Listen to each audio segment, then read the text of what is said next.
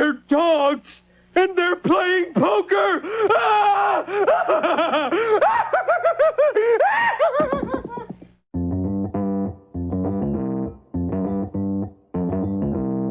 Live from YouTube, it's the Stacking Benjamin Show.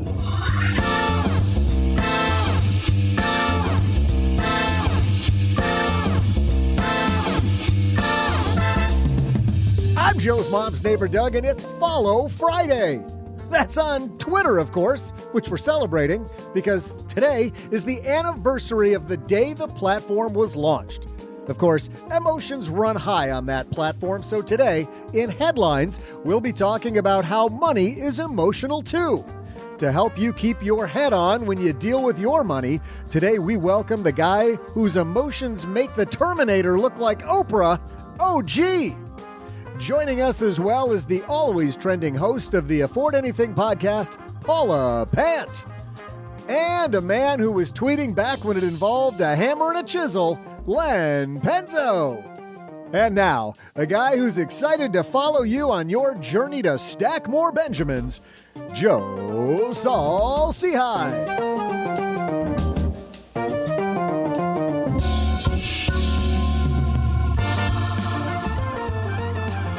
Happy Friday.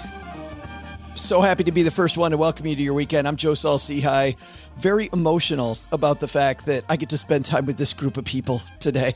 Just brings a tear to my eye. The guy who brings a tear to my eye every Monday, Wednesday, Friday here with me, Mr. OG. How are you, man? Mostly through frustration, I'm sure, but that's okay. What do you mean? Through frustration? The tear to your eye is due to frustration. No, I'll tell you today, it's actually because as we're recording this, I got off the road yesterday. Thank you to everybody that hung out with me across the United States. But I've spent, OG, about half the day sleeping. I got in at like 4 a.m. and got to sleep in my own bed for a couple hours. Yeah, self-inflicted. It was. That was your travel schedule. Absolutely. But still, you know what? Great to spend the night in my bed or in your guest room. Early morning in your bed. But yes, right, exactly. And this is profoundly different than a normal Monday afternoon nap for you. In which way? That is a good point. Not much different there. And a guy who is now taking naps because he is retired, Mr. Len Penzo here. You get tired of the fact that we always lead off with the old guy jokes, Len, because you're like a year older than me? Yeah, no, I like the old guy jokes. It's fine. You just keep those senior citizen discounts coming, and I'm good. Did you sign up for AARP? Have you signed up for AARP to get all the discounts? No, I didn't. I didn't. But I do make sure when I go to Denny's, I do let them know that I do qualify for their senior citizen discount. I do know somebody who will remain nameless, a relative of mine who we found out after he passed away, that wherever he went, he said, "Do you have an AARP discount?" And they'd say yes. And then they would assume that he was the AARP number. Very clever. And he never, that's like the AAA discount. Well, I don't want to encourage people to lie about their status. So I don't know if it's clever.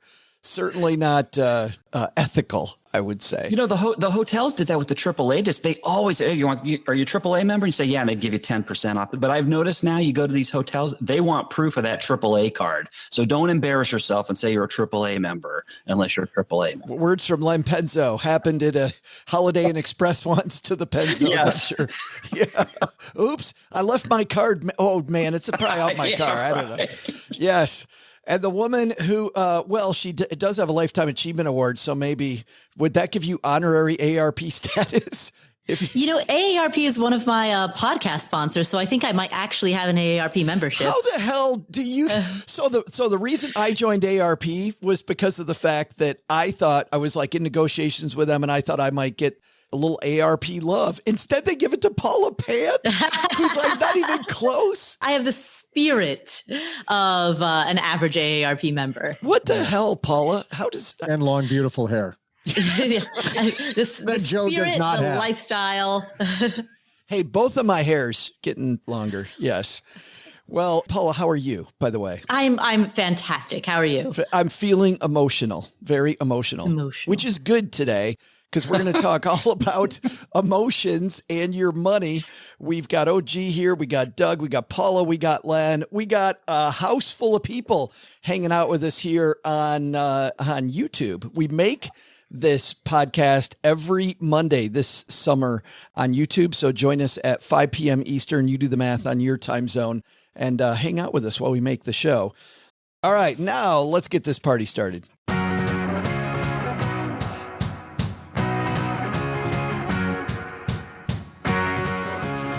This is a piece that we found from a popular website, Vox. And they talk about how a lot of the money advice that's out there doesn't work. And the reason is because, and this is the title of the piece, money's emotional, but personal finance advice rarely accounts for that. And this piece is written by Lindsay Bryan Podvin, who is a financial therapist and dives into financial behaviors.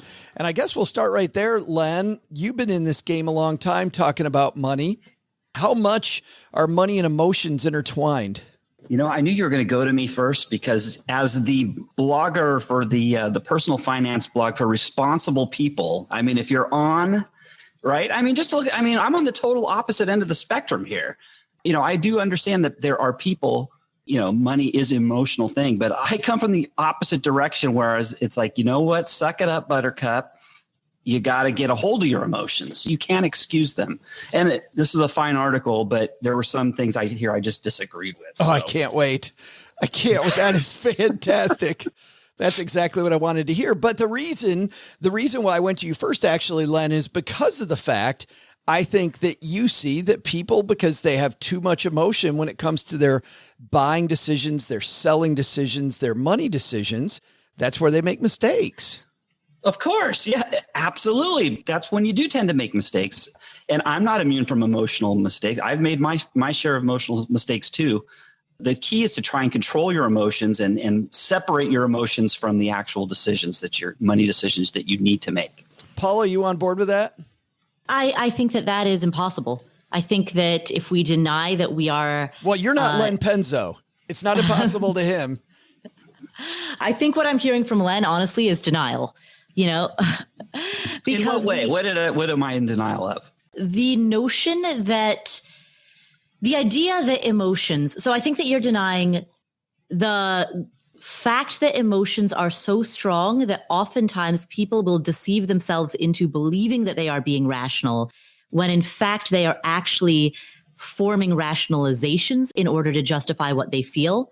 But because they believe that they're being rational, they're actually doing a worse rather than better job of managing their emotions. And that if a person were to acknowledge that all decision making, particularly when it comes to finances, is inherently going to be emotionally biased, they could probably manage that emotion better than they otherwise could if they denied that emotions would play a role into that decision.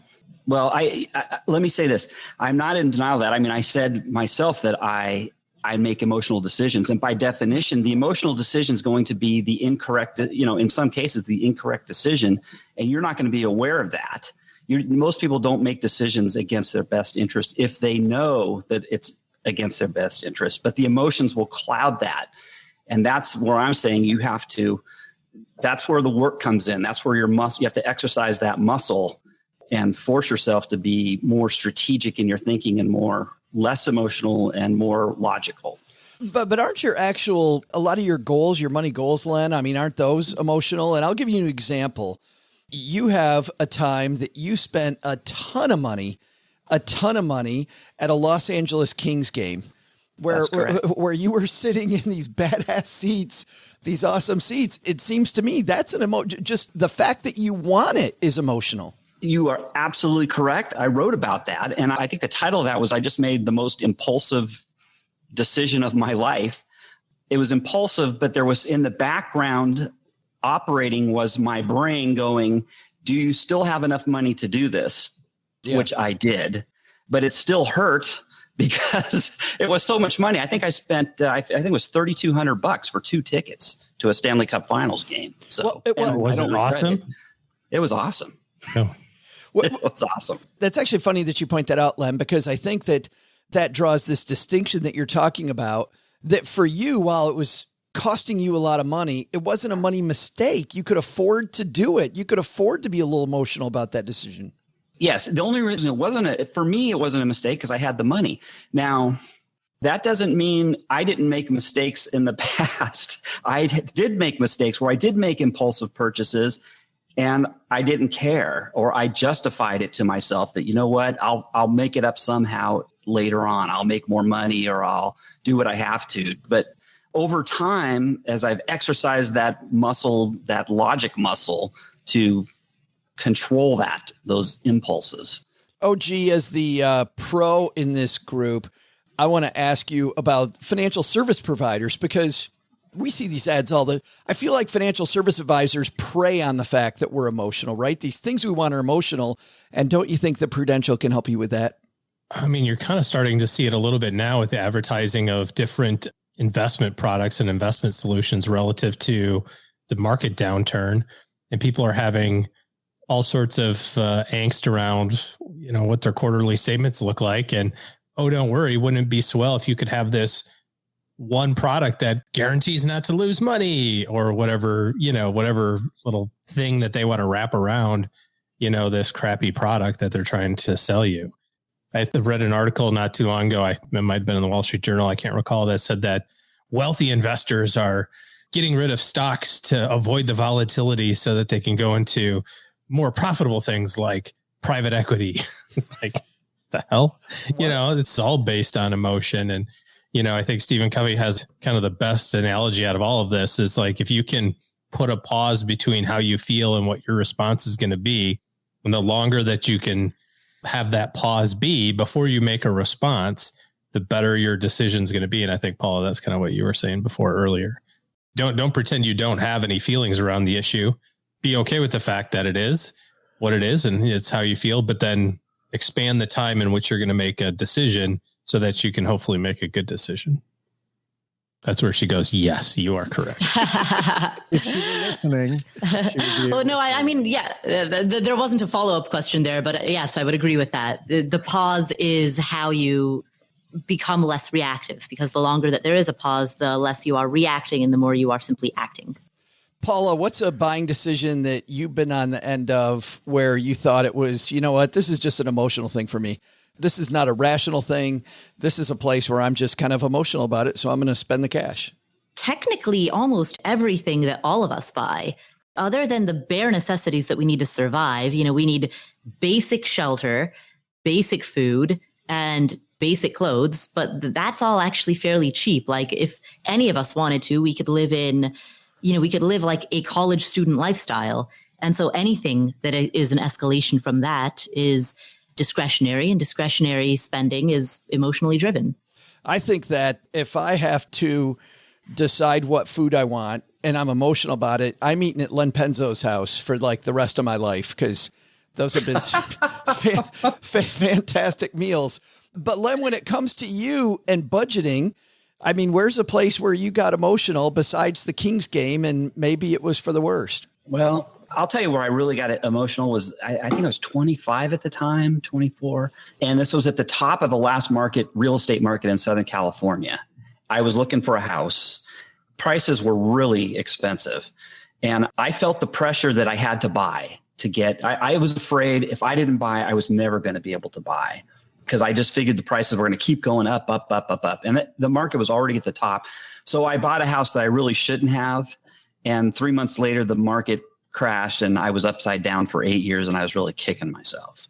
So I'd say that was my most emotional. I mean, I didn't put any thought into it. I was just so fearful I would never be able to have a home. Well, what stinks about that, Len, is I also think that there probably was a salesperson who was helping you stay emotional about that.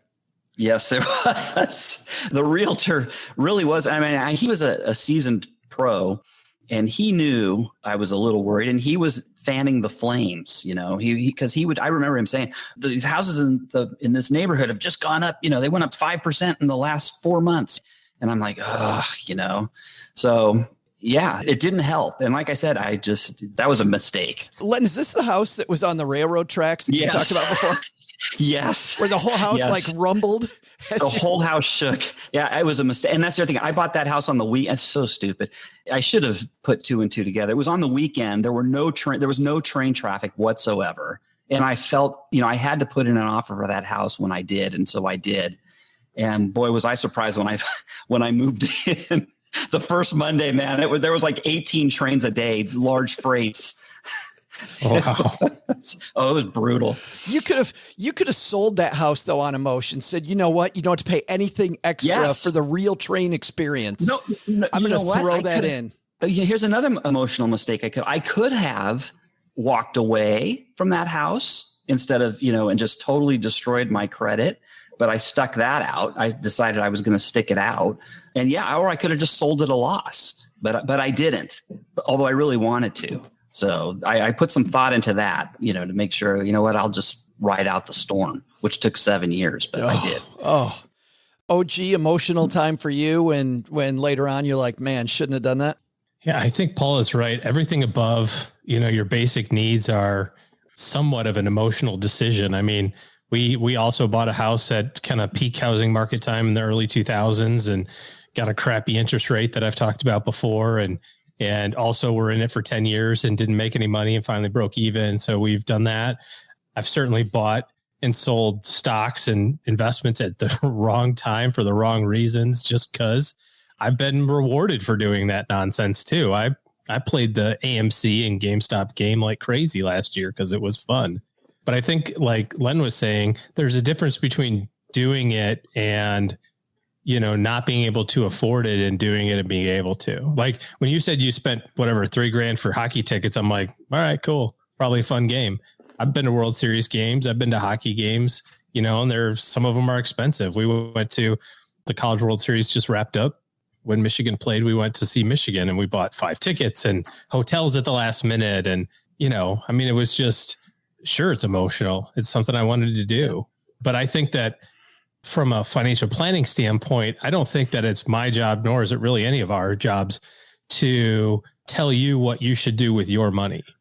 Like if you're good, if you've got your stuff taken care of, right, and you're on track for your goals, and Len, you want to spend $3,200 on airline tickets, be a bargain today's day, $3,200 on hockey tickets.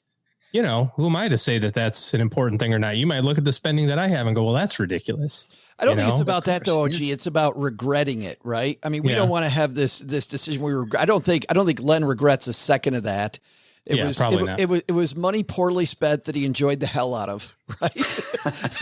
Well, I bet he doesn't even think it's poorly spent. I mean, no, it wasn't poorly spent, but you know what? It's emotional when you say, you think about it, that's a lot of money. And then you're that little voice in your brain goes, F it, just do it. And that's what I did. That's wine. Exactly what I did. I went back and I just said to myself, F it, and I did it. I do have regret when I buy wine, because wine is the greatest thing in the universe, because you have to pay for it. Said me after 3 glasses of wine every time. Exactly.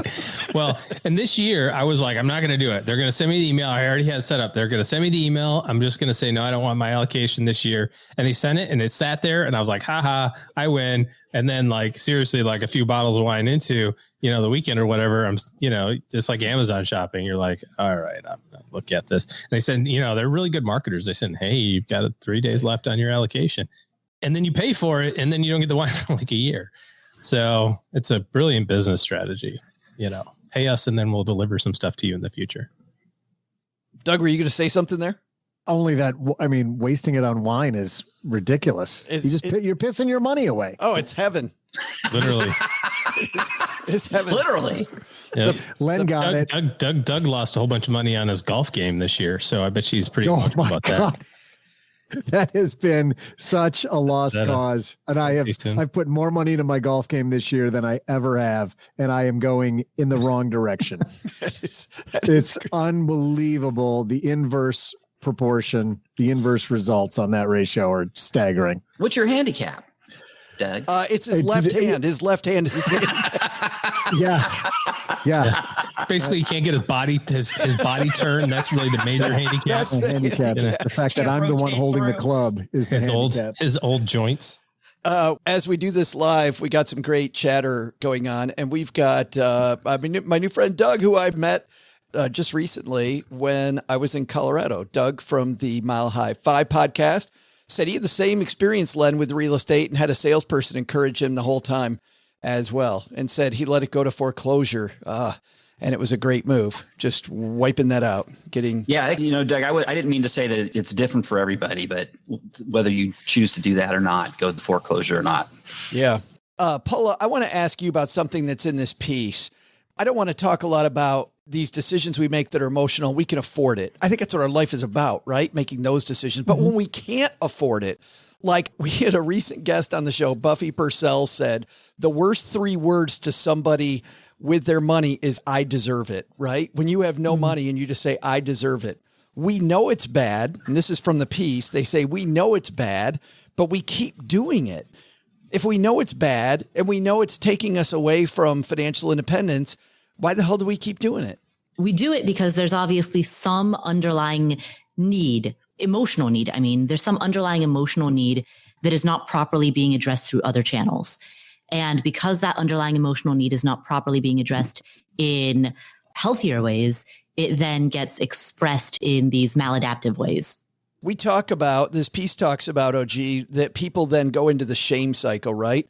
It becomes worse because we shame ourselves and go, man, I shouldn't have done that. And then all this negative self-talk just puts us in this kind of death spiral. Shit all over yourself. Yeah. You must see that, I would think, sometimes with clients.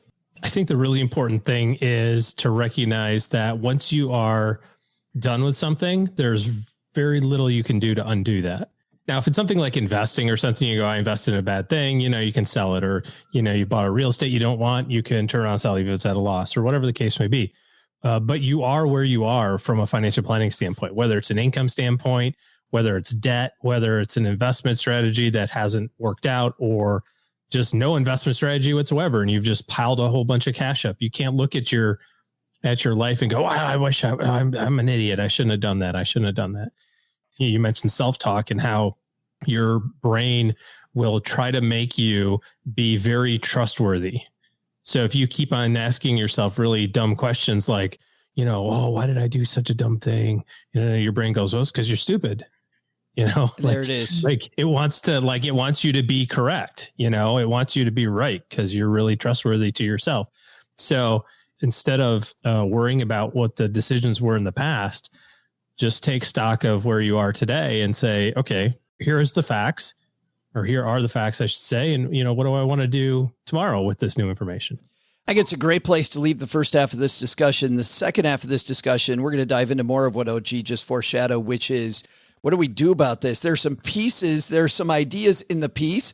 This is where I think Len might have a problem with some of the advice in the piece. I think is not the way Len Penzo would handle this. But before we get to that, we have a year-long trivia competition going on between our 3 main contributors. And we got the whole team here today, Len, Paula, and OG. And what a fight we've got. Well, kind of. Paula Pant's not yet in the fight. I'm not sure, Paula, what the hell's going on, but you're behind.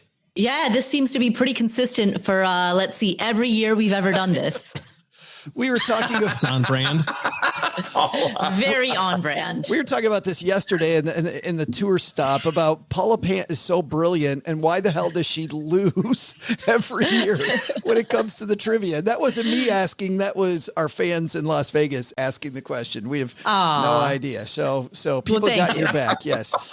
Paula has 6.5. She and OG tied with 1. Len has 9. And somehow, OG, when you weren't here, Doc G not only said something that wasn't a million away when he was playing on your behalf, he actually won. Like, what the hell was going on there with Doc G winning? So you are now in the lead, OG, with 9.5. We got our question today. We got a new one. Let's see who's going to take the lead now. OG going to keep the lead? Paula getting back in the game? Len moving back up to the top? Doug, you ready? Hey there, Stackers. I'm Joe's mom's neighbor, Doug. On July 15th, 2006, Twitter started as an SMS platform. And Len, I looked it up. SMS is an acronym for short message service, not suck my strawberries like you were trying to get me to say earlier. The name for the platform was inspired by bird sounds, and rejected names included Friend Stalker, because obviously we only use it to stalk celebrities. The turning point in the platform being used for breaking news came in 2009 when U.S. Airways Flight 1549 went down in the Hudson River. A man who was crossing the Hudson on a ferry took a photo of the plane and posted it to Twitter, scooping the news and pushing the platform to prominence. So my question is, obviously, how many people were on that plane that crashed into the Hudson? I'll be back with the answer after I check to see if anyone retweeted that photo of the rash on my upper thigh. So much oversharing happens on Twitter, doesn't it? You know what's funny, Doug, is that when you and I were talking about this trivia, I thought that name for trivia was just Paulette being ridiculous. But that wasn't. That was actually friend stalking was a name that they thought. Well, yeah. I can't tell you how many apps that I've tried to name Friend Stalker. And I mean, what is the purpose of the internet if it's not to follow people that you don't know when you're following them? Right. If it's not to get around all of those rulings against you where now you have to stay so far away from people. Like I've got 3 private eyes following an OG right now. Yeah, duh. All right, OG. Speaking of OG, big moment in Twitter's history when people started using Twitter for news. I'm sure you remember this. This seems like it was almost yesterday, but this was quite a while ago now. This is the Sullenberg thing? Yeah, 2009. 2009. Does seem like it was a little quicker than that. So how many people were on the plane? Including crew? Including crew. Nope, it's how many passengers. I'm actually reading Doug's trivia now. I should have let you answer instead of me. Okay. All right. So it was a really teeny tiny plane, if I remember correctly. Maybe 2 or 3 people on it. I'm going to say 171. 171. Len, this is a weird spot. First time this year, I think, that you're going second. Well, it's nice to go second. It's hard staying in first, going first. That being said, OG has made a tremendously good estimate. Thank you. So I don't have a lot of room for error here. Basically, both of you. I'm just definitely going to, Chelsea Brennan you. Probably. I'm going to have to, because I'm sure that plane only held at most 100 and this is just passengers, at most 180, I would think. Maybe 190. Was it a full plane? I think it was close to it. You know what's funny is I just binge watched a whole bunch of air disasters. Did you? Oh my God.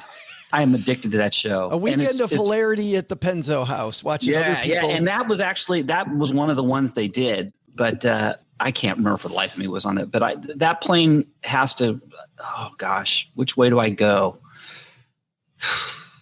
I'm going to go for the high end, I guess. I don't think I have much room above 171, but I'm going to go 173. And there we are. Well, you definitely, if Chelsea Brendan's you on the top side and you're right, Len, she's got very little room for error then. So is this a Paula Pant squeeze going on? Jeez. I mean, clearly my options are either 174 or 170. So which direction do I go? Or 172. I was going to say it's awesome if it's 172. And that's, by the way, been the case for Paula all season long. It is 172. Yeah, you're going to say 170 and it's going to be 172 and it'll be right in the middle. I'm going about third. Okay, I'm going 174. Oh, Paula. She takes the top side. You think that plane was full based on what Len said. It was a big plane. It was like an A319 or something. It's like 3x3, I think. So my thinking is on an airplane, and both of these gentlemen know much more about planes than I do. I simply ride planes. I have neither flown one nor have I manufactured one. But my thinking is that whenever I board a plane, there are typically 30 rows, and each row will have about 6 seats. So I'm guessing high. It is funny, Paula. I didn't think about how this trivia is biased against you. A dude who works for a manufacturer, a guy who likes to fly them, and Paula. And let's just say before we go, that flying it's totally safe. I mean, seriously, because think about it. They've never left one up there yet. They always come down one way or another.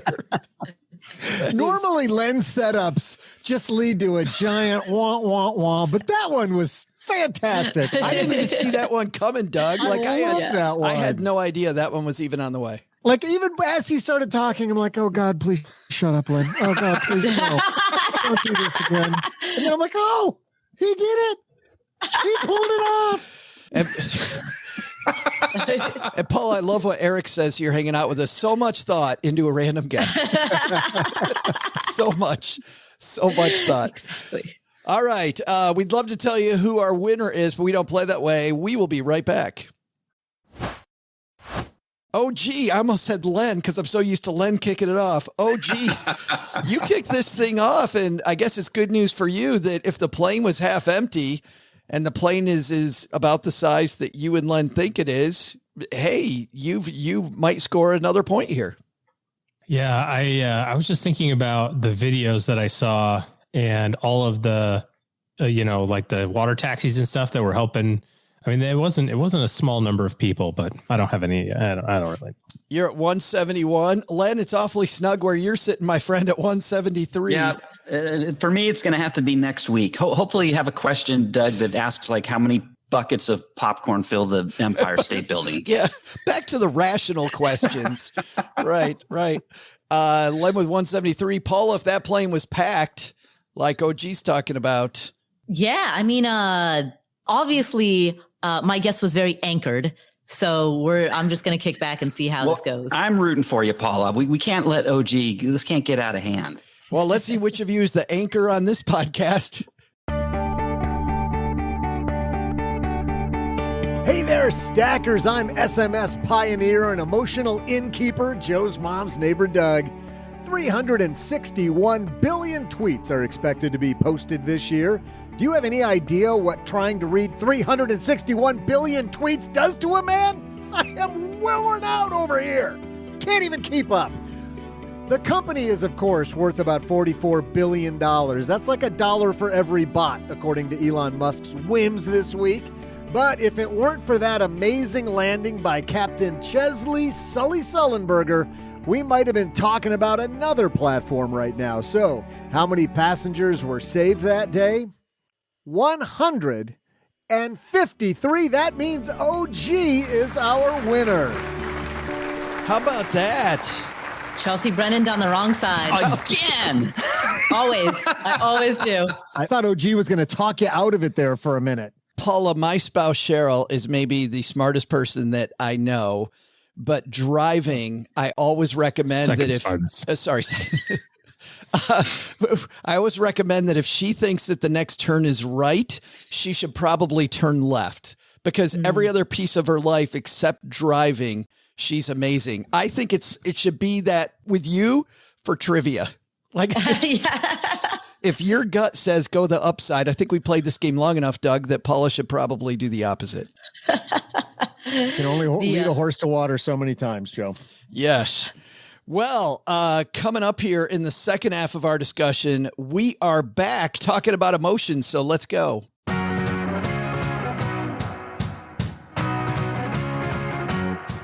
I forgot about this one. Speaking of you, Paula, Rick hanging out with us talks about paying a lot of money for emotional experiences. You got way emotional about that mac and cheese ice cream. Oh, no, that is, there's nothing more logical in the world than eating ice cream flavored like macaroni and cheese. Oh, gee, when I was at your house just before this last segment of my tour, you had some, what was that? Mac and cheese flavored. Mac and cheese? The candy canes. We talked about candy this. canes. Yeah, Candy canes. We've already been down this path. That's right. Well, You have been. Yes, absolutely. I think Chapstick should make a macaroni and cheese flavor. That would be amazing. That would be awesome. I totally agree. And by the way, does anybody absolutely hate the buttered popcorn flavored Jelly Bellies? Oh, yeah. They're not good. Okay, send them all to me because those are my favorite. Oh, my God. I was just thinking, in theory, those should be really good, Doug, but they fantastic. just, not so much. Speaking of fantastic, second half of the show brought to you by Magnify Money. You know what happens, Len, when you go to stackingbenjamins.com/Magnify Money? Yeah, you give out a free coupon for macaroni and cheese ice cream. One cone. That would bring in nearly as many people as this sponsored spot does. Oh, okay. Second most people, because it's actually, when you shop at brick and mortar banks, those products you use like savings accounts, checking accounts, CDs, not best in class. There's tons of stuff all over the internet only banking. Head to stackingbenjamins.com/magnify money to take a look at over 92% of all the things out there ranked head to head for banking products. And it's time, by the way. Things are changing. We're seeing interest rates finally go back up. You know what's wild, OG, is it only took the Consumer Price Index to get to, I think, a bajillion for us to get 1% on our savings account again. So, yay. Hallelujah. Yeah. Hashtag awesome. Let's dive into this second half. Len, I want to start with you because I'm sure that this is exactly in your wheelhouse. Our author of this piece says, we should have some financial self-compassion. And I know that that's the self-talk you use when you're trying to make less emotional decisions. Yeah, well, I agree with the part, but you're not a bad person for making mistakes. Everybody makes mistakes. We all make mistakes. To me, the key is you have to learn from the mistake and you have to take ownership of the mistake. And if you don't do that, then the compassion kind of just doesn't help you at all. It almost becomes an excuse. So, I mean, that's where I'm in. And I know a lot of people might think of that as being hard or whatever, but that's just how it is. You've got to own up to it and you've got to admit the mistake and learn from it. Paul, I do think that Len's got something there. There's a fine line between financial compassion and just an excuse. Hey, I got to love myself. So it's okay that I continually step in it over and over again. I think we're talking about the distinction between fault and responsibility. If you spiral into feelings of excessive guilt or shame, and you're constantly blaming and shaming yourself, then you feel as though all of your problems are your fault. And that is emotionally a very different feeling than the alternative, which would be to accept that these problems are your responsibility, that you may have been responsible for getting yourself into them and that you are certainly responsible for getting yourself out of them. But there's no sense of like moralistic judgment there. It's simply, this is what is, and this is what we got to do next. It's interesting, Paul. While you're talking, I'm thinking about when I was in college and I was taking these writing classes. And one of the very first things, because our writing was being evaluated all the time. And some people would get really, really defensive, right? Well, no. Like, I am a good person. And our professor warned us, there's a difference between your writing and you. Your writing is not the same thing as you. And I think what you're saying is kind of there's a difference between these decisions you're making and who you are. Right, exactly. And oftentimes it can be tempting to think that excessive self-blame or self-shame might motivate you to do better. But oftentimes the negative self-image that we have, we want to be consistent with our image of ourselves. So if we develop a negative image of ourselves, we may subconsciously start acting in negative ways in order to prove to ourselves that we are as devalued, as worthless as we see ourselves. So it actually can be counterproductive. Speaking of shame, I want to point out, Doug, he doesn't worry about shame. He's wearing that Detroit Tigers hat. And Is that no shame? We're totally proud of our misery. We're fighting the good fight. I'm just kidding. I'm just playing Detroit around sports right now. No. It's good because when we finally win, baby. That's right. Man. That's right. There's nothing better than, as a long-suffering LA Kings fan, that's so sweet when you finally get there. Yeah. What sport do they play? That's right. I'm talking. Yeah, I know. You got bragging rights, Mr. Red Wings.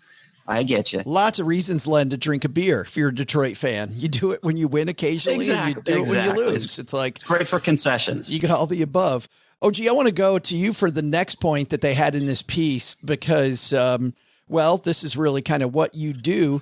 But this idea of asking for help, I didn't think about asking for help and emotions. If you're consistently making these bad decisions, telling people that you're going to make this decision ahead of time, running it by people might be a good way to stop making so many crappy decisions. Well, or just kind of learn how to make good ones, right? I mean, just no different than any other thing that you're trying to do. Eat healthy, exercise, learn a new skill, learn a new sport. All of these things require other people's guidance along the way, generally speaking. And even if you say, well, I don't need a nutritionist to figure out what to eat, you probably did some research on your own. You probably listened to a podcast or read a book, and that's no different than asking for help in a different way. So why is it any different when it comes to money? If you're really great with money, good job. Congratulations. You somehow figured it out. If you're not, okay, that's okay too. There's other people who have been up and down this path a million times. So why don't you just latch onto one of those people who go, I know where to go. I know where all the pitfalls are, and I know the smoothest way to get there. I love this idea, Paula, of surrounding yourself with the right people.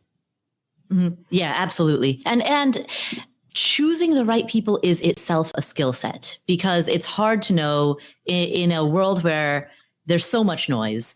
It is hard to separate those who have good judgment from those who do not. And so credentials do not necessarily equal judgment. I think that's one piece of it. Confidence. What do you mean by that? Credentials do not equal judgment. Are you saying somebody can have a lot of great credentials and not really be phenomenal?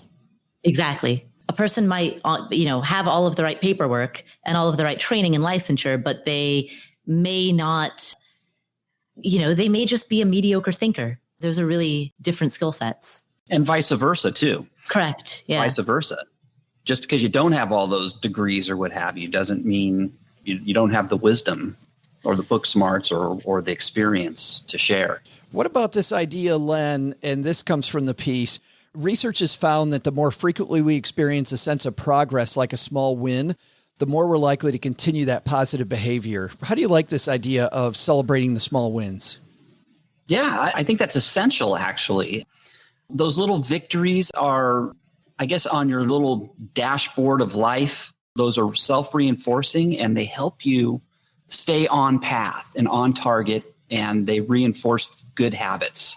So yes, I'm all for celebrating those victories. What did you really disagree with this piece, Len? One of the ones that stood out to me was, I wrote this down, so I'm sorry, I look at my notes here. It's all right. She was saying that inferring that we are influenced by, when we're younger, by a lot of individuals, that we soak things up like a sponge. And for example, they said if your parents are poor, they have poor habits, that you're likely to be that way. And I don't think that's true at all. I don't think that's true at all, because my dad was one of those. She specifically mentioned people saying, I'm going to spend every last penny. I'm not going to die with any money. I want to spend my last dime. That was my dad's mantra growing up.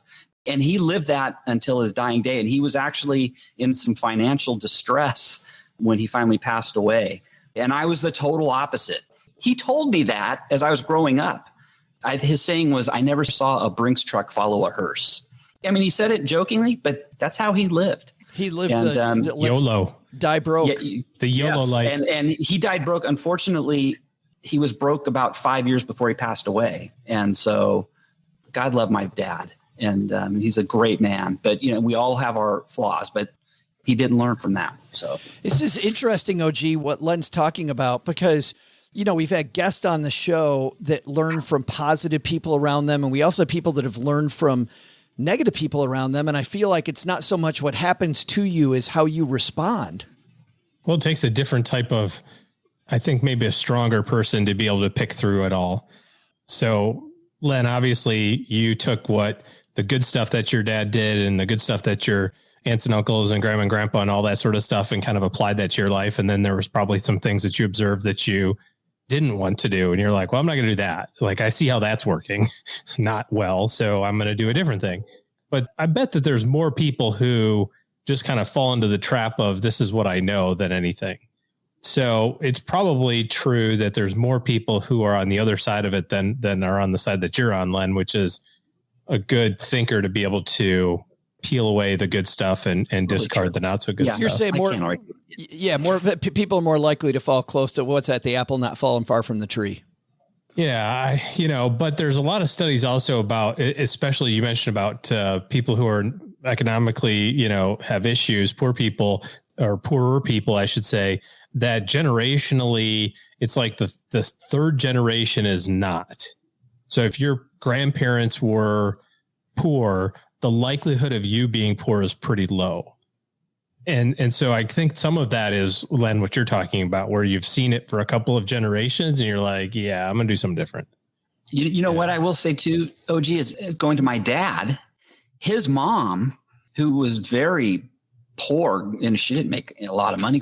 She saved and scrimped and saved. And when she passed away, she left a sizable amount of money. So my dad did not pick up from her. Yeah, so but he saw the alternative, which was that she was scrimping and saving and probably not doing anything fun and was like, screw that. What do I need to die with a whole bunch of money and give it to my snot-nosed kid about? Like, he's doing fine. Yeah. YOLO! I think that's a good place to wrap this up. I'd like each of you, though, to give us kind of a good takeaway for people, because I think emotions and money, Paula, like we've been talking about this whole time, intertwined, whether you want them to be or not. So if you're giving people one final encompassing piece of advice when it comes to money and emotion, what would you tell them? I'd say before you make any decision, pause and verbalize how you are feeling, both in that moment and about the decision. Try to verbalize that to the best of your ability to do so.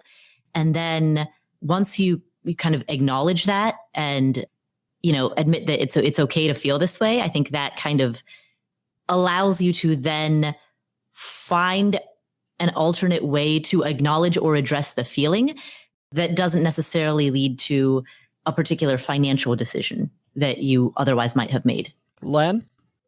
We all make emotional decisions. Some, I understand there's some that make a lot more than others, but the key is to learn from your mistakes and apply what you've learned and do your best at all times to separate your emotions and at least try and think logically before you make any final decisions. An OG? Figures, they take all the good ones. I would just say when it comes to money and decision-making in general, just be okay with where you are and don't give yourself a lot of grief over the decisions you've made in the past. Very few people I've run into purposefully make poor money decisions along the way. They're a result of, cascading series of maybe not so great decisions, but nobody wakes up in the morning and says, I'm going to try to figure out how to screw up my life today. You make decisions based on the information that you have, and sometimes they're not the best ones. So you are where you are. Just make good decisions moving forward. You have plenty of time to get it together. And that's why I think on my end, I really want to draw attention back to, again, salespeople who are trying to separate you and your money by using emotion, by pulling on those emotional heartstrings, to watch out for those people, because they're out there. And I think we've all fallen prey to that, making some decisions, maybe not buying a house along the railroad track so I get the railroad experience 18 times a day. We haven't all made that one, Len, but holy cow, that's a lot of people out there that are separating people and their money. All right, that's going to do it for today. Let's find out what's going on where you guys are. OG, you're celebrating the month of July in a cooler climate. Yeah, kind of all over the place. As is coming to air in the middle of July.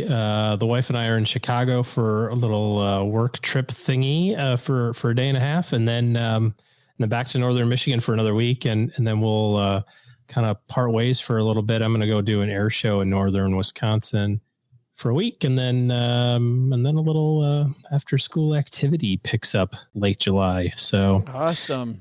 Fun stuff. Get rolling on your fall fun. That's like when OG starts mentioning after school activity, that means that fall is on the way. Fall is on its way. Yes. That's correct. Mr. Penzo, what hat's going on? What hat sets? I don't know what I'm saying there. Yeah, Len, what's going on at lenpenzo.com? Well, you know what? I'm flying up to the Chicago area right after this podcast here, and then I'll be actually hanging out in lower southern Michigan for a few days. So my niece is getting married. So I know Michigan's a big state, but which part of biggest Michigan? east of the Mississippi.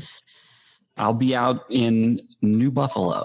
New Buffalo, the New Buffalo Grand Haven area. Better than the old Buffalo. That's right. As they say, right. Unless you're from the old Buffalo. Yes, and then the old Buffalo is much better. Paula Pant. Josh Allen. What's going on at Afford Anything? On the Afford Anything podcast, we recently spoke with Scott Nations. He has spent his career studying market volatility. And so in our interview, he talks about the anxiety that a lot of investors are feeling right now. And actually it ties in perfectly with what we've talked about. He talks about how anxiety and fear and a lot of those negative emotions lead us into making very irrational decisions. And so we specifically talk about that through the lens of cognitive biases, ways that we deceive ourselves, mental models that we don't even realize that we have. And we describe some of those cognitive biases and how we can overcome them in order to master that mental game of investing. So that's on the Afford Anything podcast, available everywhere where finer podcasts are found. Where finer podcasts. And by the way, Paula, just when it comes to trivia, I think the big lesson today is whatever your cognitive bias is, go the other way. It's the inverse Paula index. That's got to be it. Yeah. All right. That's going to do it. Doug, you've got it from here, my friend. What should we have learned today? Well, Joe, first, everybody calm down when it comes to your finances. My God! Because emotions, they will affect your decisions. Just settle down. Second, you never know what catastrophe might turn into a huge win for your business. Sounds like a pretty great business strategy to me. But the big lesson? Why call 911 when you can just tweet? Be sure to post a picture of whatever disaster you're seeing. And just be sure to add the hashtag 911. No, I'm not talking about like when a little kid is choking. Use the real 911 for that. I'm talking about like when OG is wearing his skinny jeans or Paula's wearing her area rug shawl. Hashtag 911. God help us. Thanks to Paula Pant for joining us today. You'll find her podcast, Afford Anything, wherever you're listening to us right now. Thanks to Len Penzo for joining us. You'll find Len at lenpenzo.com/hockeyloser. Thanks also to OG for joining us today. Looking for pretty good financial help? Call OG. Looking for great financial help? Call me. But you don't have my number. So go to stackingbenjamins.com/OG. You'll get his calendar. This show is the property of SB Podcasts, LLC, copyright 2022, and is written in part by Paulette Perhatch, who helps writers power their words, their work, and their earning potential with her Powerhouse Writers Coaching Program. The next session starts in the fall. Find out more at powerhousewriters.com. Thanks also to our team who made today possible. Brooke Miller is our producer and handles the show notes and our amazing newsletter, The 201. Tina Eichenberg and Gertrude Smith are our social media mavens. This show is engineered by the amazing Steve Stewart. Oh my God, he's so dreamy. Not only should you not take advice from these Pop-Tarts, don't take advice from people you don't know. This show is for entertainment purposes only. Before making any financial decisions, speak with a real financial advisor. That's it for today. We'll see you back here on Monday on Stacking Benjamins.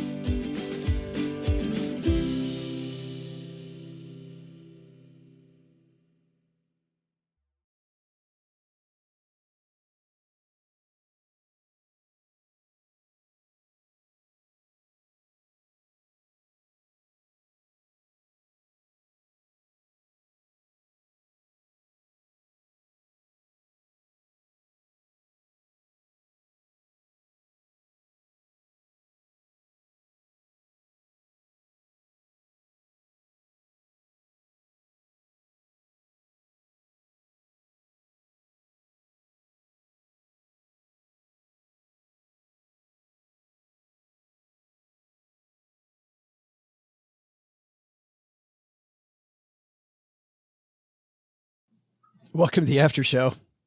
It is always so weird doing this live. We're just sitting here staring at each other. We don't have to. Oh, yes, we do. We have the live fans here. Okay, but I'm saying like we can skip the pause part and just do it. No, Trust me, they don't like looking at us for Fix 60 it in seconds. post, bro. No, absolutely. We'll do it live. Absolutely. Mike asking me what my favorite beer. I tasted two. He asked, "Did you taste one from each stop?" Unfortunately, yes. And by unfortunately, I mean they were delicious. But you know what? Making a good beer is man. There were lots of good beers. I remember I saw Eric in Indianapolis, who's hanging out with us. They had some mighty fine beer in Indianapolis. Paula, any of those stops that you were at with us? We went to a brewery. Where were we? It was where we ate the chicken pot pie. What city was that? We went to so many cities they blend together. Yeah, I know they do. Right. That was in Philadelphia. Yes, that was in Philadelphia because I also had the spring rolls with steak. Because the chicken pot pie there was not that great. It wasn't. I was all excited about it. It was a cold day. It started snowing. We were outside and I'm signing books and it's snowing while we're out there. But a super group in Philadelphia. Funny thing happened in Philadelphia. We did a thing with Million Stories, who sponsored the tour, talking about cell phones, the difference between Android and iPhone users. And in Philadelphia, I would always jokingly ask, does anybody have a flip phone? And remember, Paula, there was a dude who had a flip phone. Yes, there was. And he worked for Vanguard, He worked for Vanguard. Of course. And so we asked if it was a company phone. Like, can you imagine Vanguard with their no frills, like handing out, yeah, I'm sorry. Yeah, you get a company phone. Here you go. This cost me $18 down at Walmart. Yeah. It was. Here's your company BlackBerry. It was super good. I was just going to ask you guys what you've got coming up, like summer fun wise. We even talked about summer fun that you guys are doing. Len, what do you, besides heading to Michigan, AKA God's country, as we call it, any big plans the rest of summer? Well, I go to the desert usually every summer and fry out there, usually hang out at a really posh resort that's usually, it's like, $600 normally a night, and you can get there in the middle of Palm Springs. You can get the place for $100 a night and you still get all the amenity. It's really awesome. At first, when you said you were going to the desert, I'm like, as you do, because who would go in the middle of, winter to the desert when it's actually manageable? But you showed me pictures of this place and it's freaking incredible. Yeah, that's pretty awesome. And they treat you like, let me put it this way. They throw giant, like 50-pound blocks of ice into the pool to keep the pool super, super cold. So, I mean, that's service. That's service. That is fabulous. We're talking about Lake Mead drying up and we're throwing water. So the Penzos get exactly what they want. Oh, gee, going back to northern Michigan. I remember, wasn't it last year when you were in northern Michigan? It was like cold as hell the whole time you were there. Wasn't it freezing? Yeah, there's always a couple of really crappy days. Hopefully it won't be too miserable. I mean, it was like, I think there was like a stretch of 3 or 4 days where it was in the mid 50s, which that's not summer. I feel kind of lucky having lived in different places in the United States, because growing up, I always thought this was a Kalamazoo, Michigan thing. Because, my relatives would go and you grow up there and we didn't really go anywhere. Well, Michigan weather, West Michigan, if you don't like it today, come back tomorrow. And then I moved to Texas. Well, then I go to school in South Carolina, and in Charleston, they're like, well, Charleston weather, you don't like it today, come back tomorrow. Then you go to Texarkana, same thing. I'm like, wow. No, the weather here is always the same though. I mean, although today it was a little chillier in the morning. I think it was only like 75 this morning. Hot with a side degree of humid. Yeah. Side course of humid. Rick's on a roll. Good job, Rick. Yeah. What is Rick's comment was, nothing beats the experience of watching OG's expressionless face during intermission. Oh, wait, that was the whole episode. And Rick, OG and I spend most episodes trying to crack each other up when we're texting back and forth, and I never get him. He cannot get him. He's emotionless. Yeah, which is why this topic was just really right in my wheelhouse. All emotion with OG all the time. Rude Doug says we can get Steve Stewart an empty slot for a minute instead of the pause. No, we're doing it live, man. We're doing it live. And I especially like doing it live even more that OG doesn't like it. So that makes it even better. Paula, what's your summer plan? Then we'll get out of here. Well, I forgot to ask. I was about to say, I like the pause. I like the pause. I do too. Yeah. Big plans this summer? I'm going to Greece. That's my big summer plan. I heard So Greece is the word, isn't there? Didn't I hear that somewhere? Greece is the word. Greece is the word. Oh my goodness! Oh yeah, you said that to the wrong person, Joe. Did say that. Is that this must be a pop culture reference of which I am unfamiliar. Yes, it is. Is it a coincidence that Greece and Turkey are right next door to each other? Oh, wah, wah, God, you had it. You had us all with the airplane thing, and then you just brought us right back. Like I didn't even set it up. I just jumped right into that. Yeah, I know, but Len, I just went to the doctor and they said that I had the peekaboo virus, so they sent me to the ICU. Ah. Thank Hey, you. Doug, yeah. what's the difference between an oral and a rectal thermometer? The answer I want to give, I can't say, so I don't know. The taste. Yeah. Oh no! Oh. No, I was going to say a much cruder version of that. Len, it was so good when they left it to the pros. When they left it to the dad joke pros, we were good. That's all right. And I want to say this about Doug. You talk about my setups. I've heard your setups too. They go forever and ever and ever and ever and ever. All right. I think it's probably time for us to say bye-bye. Bye-bye. Bye-bye. Bye.